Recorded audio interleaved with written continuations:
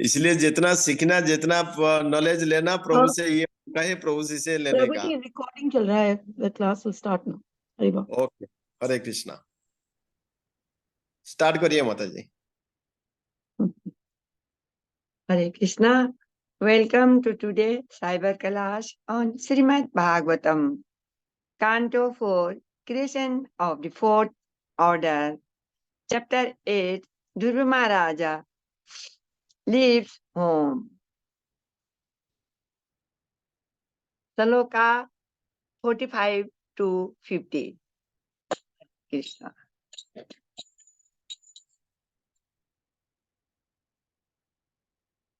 Jaya Radha Madhava Kunja Bihari, Jaya Radha Madhava Kunja Bihari, Gopi Jan Vallabha Girivardhari, Jaya Gopi Jan Vallabha Girivardhari, Yasodhanandana Brij Jan Ranjan, Yasodhanandana Brij Jan Ranjan, Yamuna Tire Vanchari, Yamuna Tire Vanchari,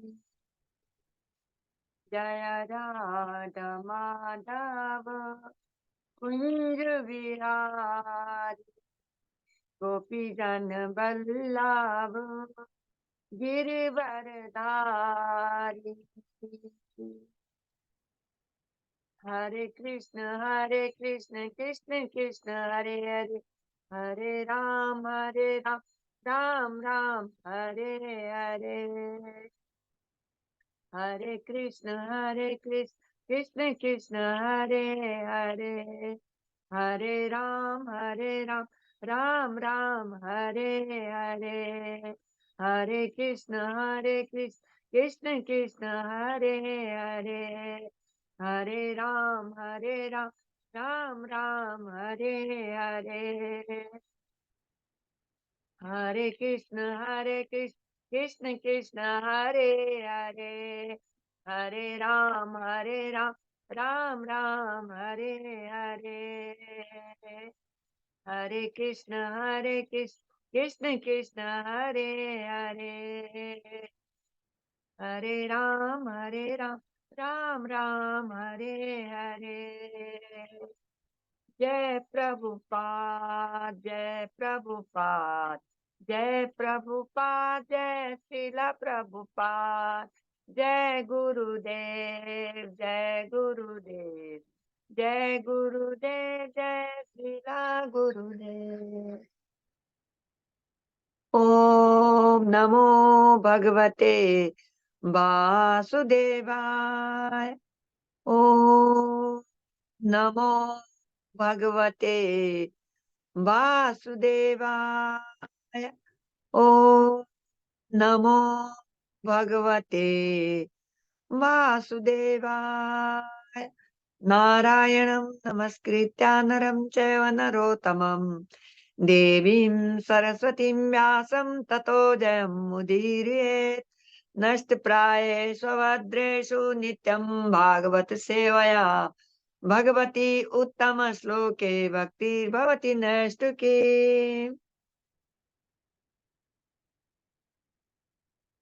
स्कंद 4 अध्याय 8 ध्रुव महाराज का गृह त्याग तथा one गमन. Shloka 45 to 50, shloka 45 से 50 तक.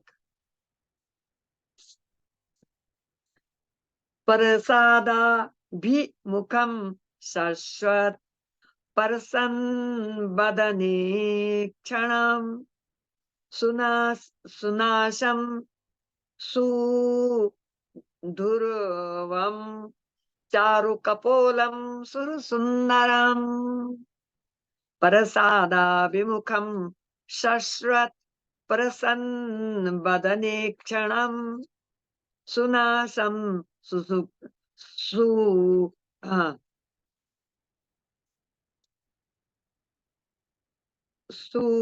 शुभ्रुवं चारु कपोल सुरसुन्दरम्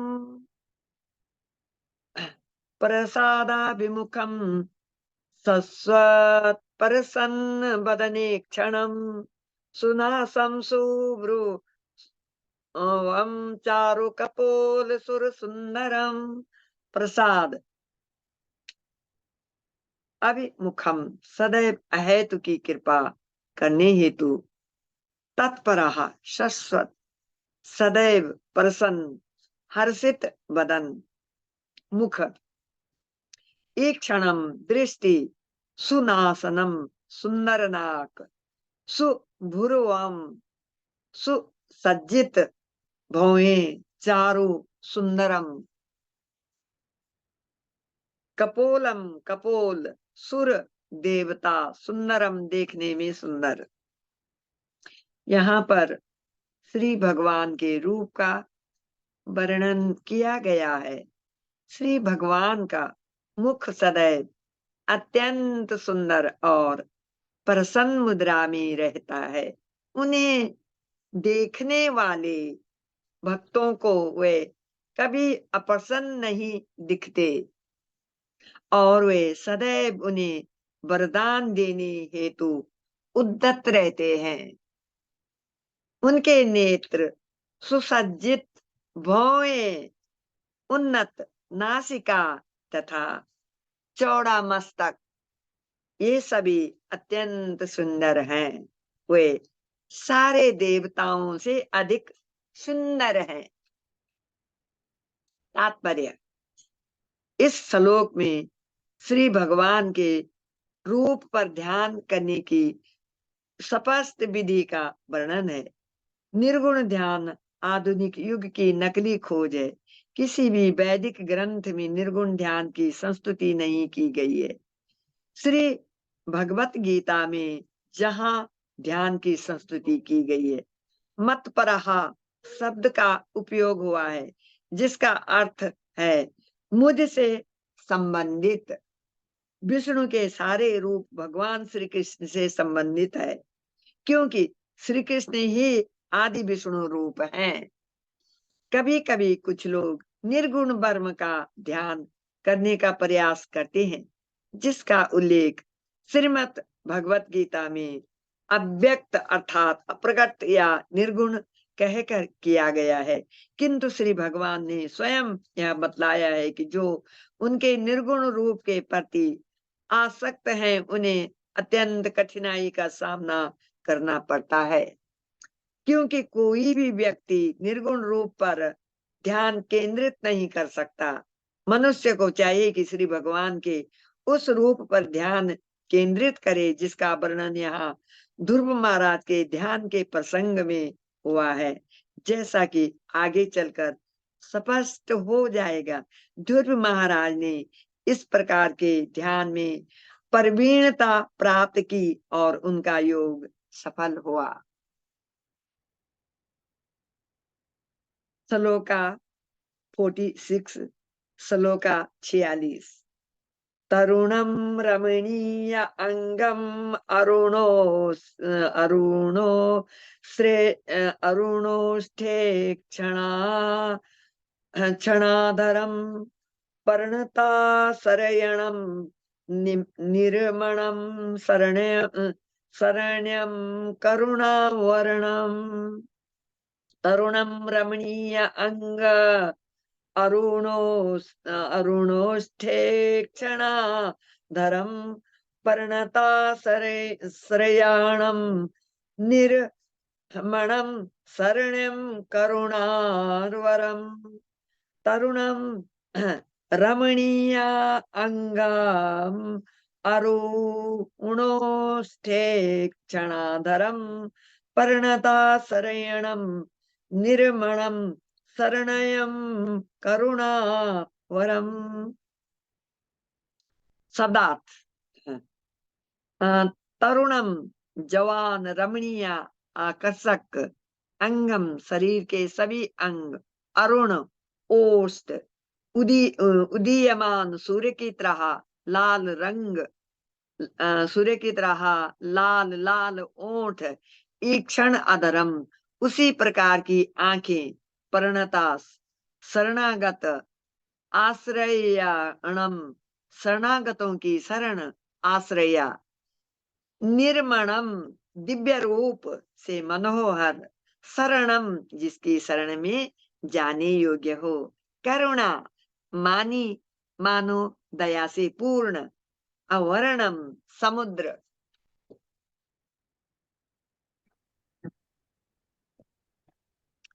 श्री नारद मुनि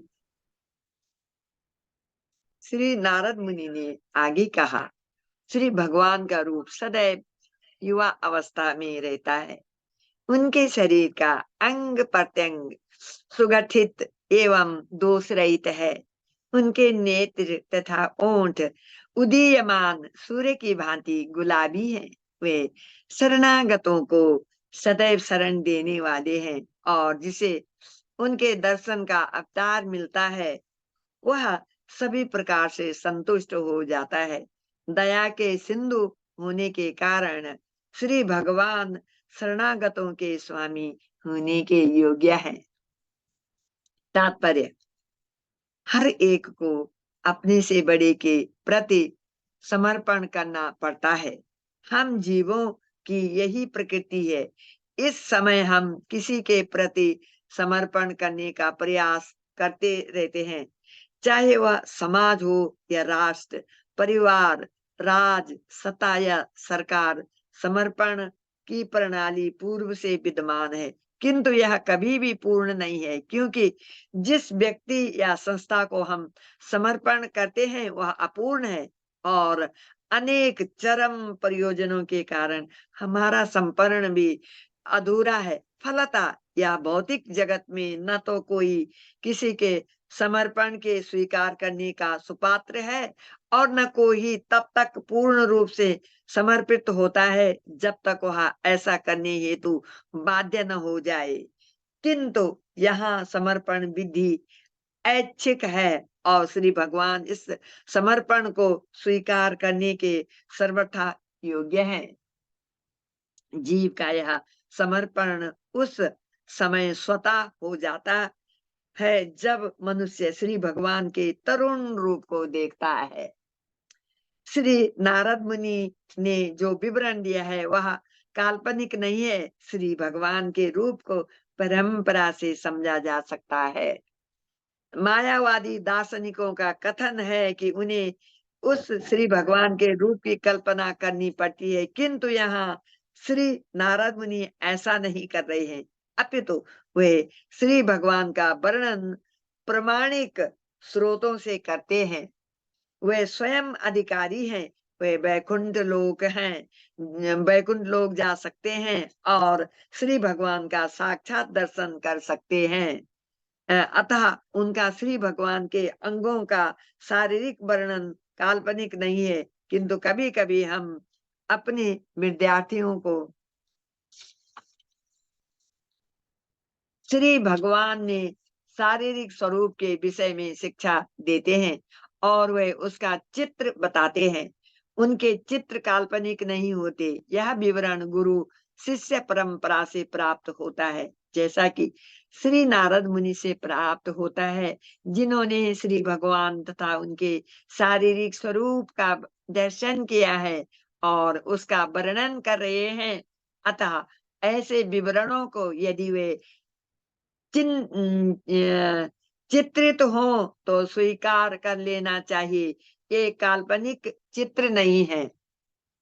श्लोका 47 श्लोका 47 श्री वत्सांकम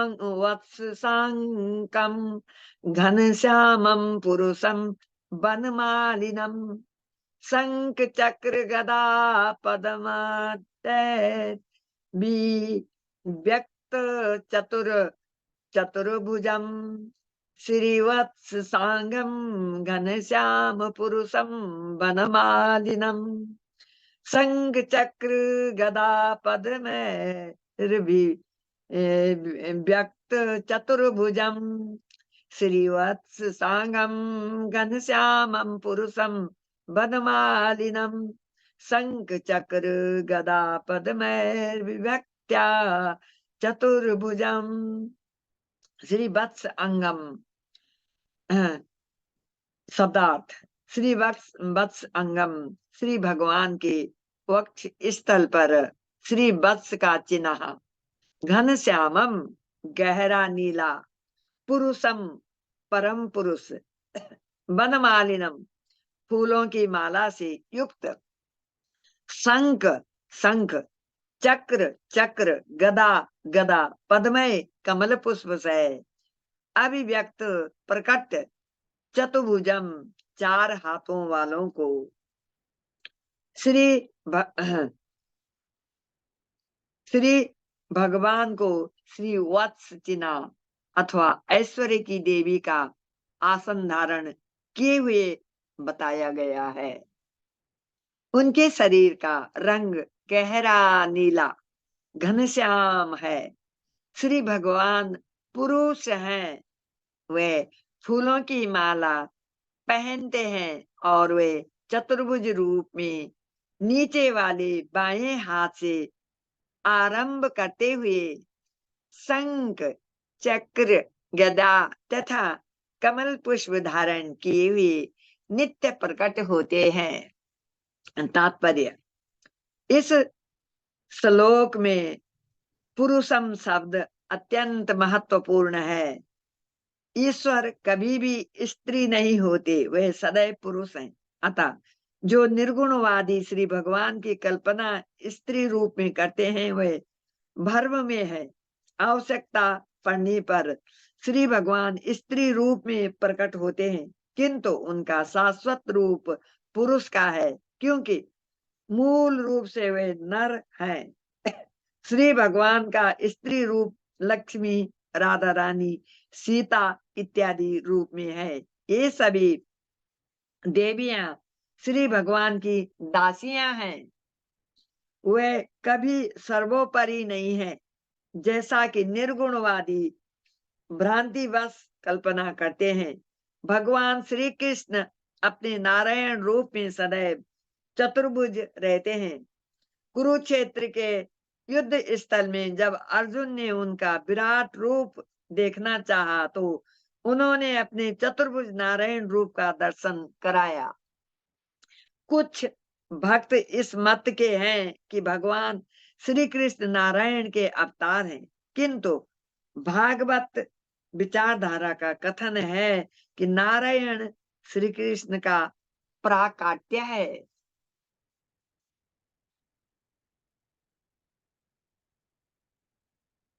श्लोका 48, श्लोका 41।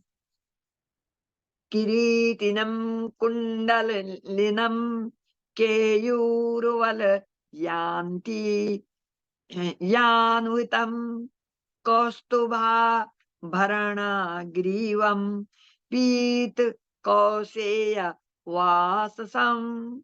किरीटिनं कुंडलिनं केयूरवल यान्वितं कौस्तुभाभरण ग्रीवं पीत कौसेय वाससं। किरीटिनं कुंडलिनं केयूरवलयान्ति तं कौस्तुभाभरण ग्रीवं पीत कौसेय वाससं। शब्दार्थ, किरीटिनम रत्न जड़ित मुकुट धारण किए श्री भगवान, कुंडलिनम कुंडल सहित, केयूर रत्न जड़ित हार, वलया अन्वितम रत्न जड़ित बाजूबंद सहित, कौस्तुभम आभरण ग्रीवम जिनकी ग्रीवा गर्दन कौस्तुभा मणि से अलंकृत है, पीत कौसेय वाससम जो पीले रेशम का वस्त्र धारण किए हैं। पूर्ण पुरुषोत्तम भगवान वासुदेव का सारा शरीर आभूषित है। वे बहुमूल्य मणिमय मुकुट, हार तथा बाजूबंद धारण किए हुए हैं। उनकी गर्दन कौस्तुभा मणि से अलंकृत है और वे पीत रेशमी वस्त्र धारण किए हैं। श्लोका 49, श्लोका 49। कांची कलाप पर्यस्तम लसत कांचन नुपुरम दर्शनीयातमं शांतम मनोनयन वर्धनम। कांची कलाप पर्यस्तम लसत कांचन नूपुरम दर्शनीयातमं शांतम मनोनयन वर्धनम। कांची कलाप पर्यस्तम लसत कांचन नूपुरम दर्शनीयायतम शांतम मनोनयन वर्धनम। शब्दार्थ: कांची कलाप छोटे छोटे घुंघरू, पर्यस्तम कमर को घेरते हुए, लसत कांचन नुपुरम सुनहरे नुपुरों से अलंकृत पांव, दर्शनीय तमम अत्यंत दर्शनीय, शांतम शांत, मौन, मनः नयन, वर्धनम आंखों तथा मन को मोहने वाला। श्री भगवान का कटी प्रदेश सोने की छोटी छोटी घंटियों से अलंकृत है और उनके चरण कमल सुनहरे नुपुरों से सुशोभित हैं। उनके सभी शारीरिक अंग अत्यंत आकर्षक एवं नेत्रों को भाने वाले हैं। वे सदैव शांत रहते हैं और नेत्रों तथा मन को अत्यधिक मोहने वाले हैं। श्लोका 50, श्लोका नंबर 50। पदभ्याम नखमणि श्रेण्या बिल सदभ्याम समर्चताम हत पद्मा कर्णिकाधीश धिषणाय धिषम अक्राक्याम अक्रा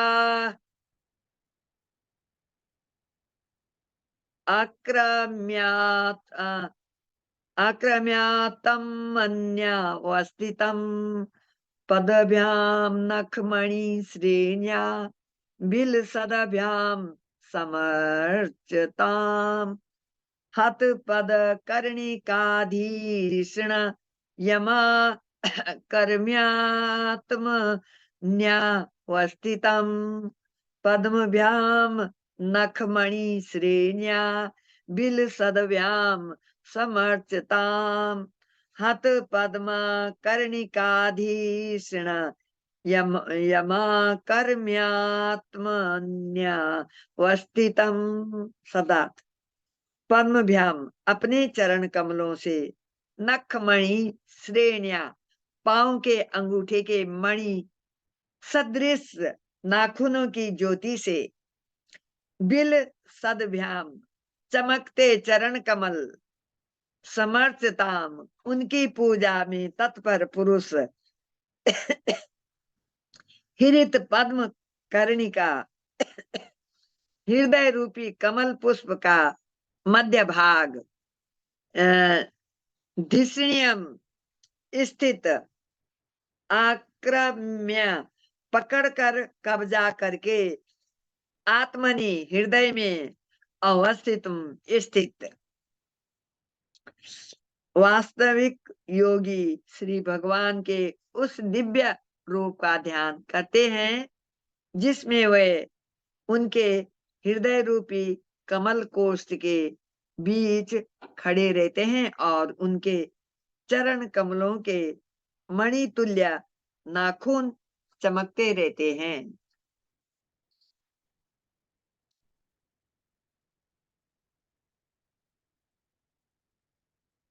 ओम अज्ञानतिमिरान्धस्य ज्ञानाञ्जनशलाकया चक्षुरुन्मीलितेन तस्मै श्रीगुरुवे नमः। नमो महावदन्याय कृष्ण प्रेम प्रदायते कृष्णाय कृष्ण चैतन्य नाम्ने गौरतुसे नमः। श्री चैतन्य मनोभीष्टं स्थापितं येन भूतले स्वयं रूपा कदा मह्यं ददाति स्वपदान्तिकं वन्देऽहं श्रीगुरु श्रीयुतपदकमलं श्रीगुरून् वैष्णवां च श्रीरूपं सागरजातं सागणा रघुनाथान्वितं तं सजीवं साद्वैतं सावधूतं परिजना सहित कृष्ण चैतन्य देवं श्री राधा कृष्ण पादान् सहगणा ललिता श्री विशाखान्वितां च। नमो विष्णुपादाय कृष्ण प्रेष्ठाय भूतले श्रीमते जय पताका स्वामिन्निति नामिने नमाचार्य पादाय नित्य कृपा प्रदायिने गौर कथा धामदाय नगर ग्राम तारिणे नमो विष्णुपादाय कृष्ण प्रेष्ठाय भूतले श्रीमते भक्ति वेदांता स्वामिन्निति नामिने नमस्ते सरस्वती देव गौरवाणी परचारिणे निर्विशेष शून्यवादी पाश्चात्य देश तारिणे जय हे कृष्ण करुणा सिंधु दीन बंधु जगतपते गोपेश गोपिका कांता राधा कांत नमोस्तुते तप्त कांचन गौरांगी राधे वृंदावनेश्वरी वृषभानुसुते देवी प्रणमामि हरिप्रिये वाञ्छा कल्पतरुभ्यश्च कृपा सिन्धुभ्येव च पतितानां पावनेभ्यो वैष्णवेभ्यो नमो नमः। जय श्री कृष्ण चैतन्य प्रभु नित्यानंद श्री अद्वैत गदाधर शिव श्री गौर भक्तवृंद हरे कृष्ण कृष्ण कृष्ण हरे हरे हरे राम राम राम हरे हरे। हरे कृष्णा। इन shloka 45 to 50 Dhruva Maharaja is hearing nectarine form of Lord Sri Krishna used for meditation from the transcendental spaceman Narada Muni, who will be Dhruva's object of meditation.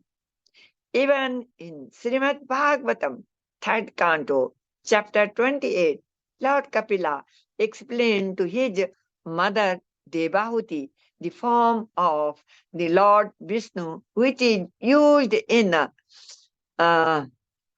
dharana anga of Ashtanga Yoga practice in Chaitanya Charitamrita, Madhya Leela, chapter 21. Lord Chaitanya similarly describes Lord Krishna's beautiful form to Sanatana Goswami as follows.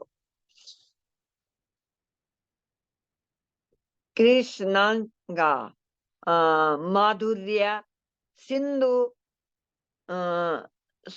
Samdhara Mukha Indu अति मधु स्मिता सुकिर ने ईतेन लगीला माना लोभे करे अस्वंधन सलोका पादे स्वहस्ता कालेने.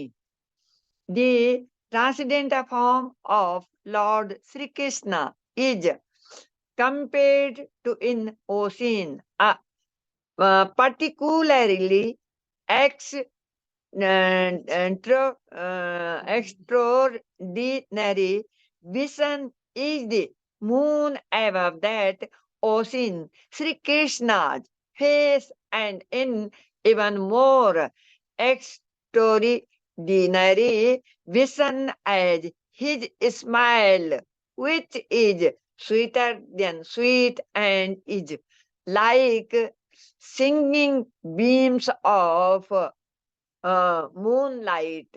While speaking of these things with Sanatana Goswami, Sri Chaitanya Mahaprabhu began to remember one thing after another, moving his hands is ecstasy. Ecstasy. He recited a verse. Maduram, Maduram, Vapurasya Vipur. Maduram, Maduram, Badanam, Maduram, Madhu Gandhi, Mirdu, Ismitam, Etad Aho, Maduram, Maduram, Maduram, Maduram. In Krishna, Karana Mirta, verse 92, Bilava Mangalam Thakura. Glorify Lord Krishna, that, oh my Lord, the transcendental body of Krishna is very sweet and his face is even sweeter than his body, but his soft smile, which has the uh, fragrance of honey, is sweeter still. So, number one, Lord Krishna's body is like an ocean, which is Madhura sweet. Then is his body is city of attractive features. Number two, Lord Krishna face is like the moon above in ocean, which is so Madhura, very sweet. Number three, Lord Krishna face is like the beams of moonlight, which is Ati Madhu, extra, ordinarily sweet. Krishna, Madhura, Madhurya cannot be tasted by karma, fruitive activities, tapa, austerity, yoga, mystic yoga, jnana, speculative knowledge, Vaidhi, bhakti, regulative devotional service, japa, chanting, or dhyana, meditation. This sweetness can be tasted only through uh, spontaneous love, raga, raga marga, by chanting the holy names with great ecstatic love, anuraga. This sweetness, which is Madhura Sara, is unparalleled. Nothing is equal to or greater than it.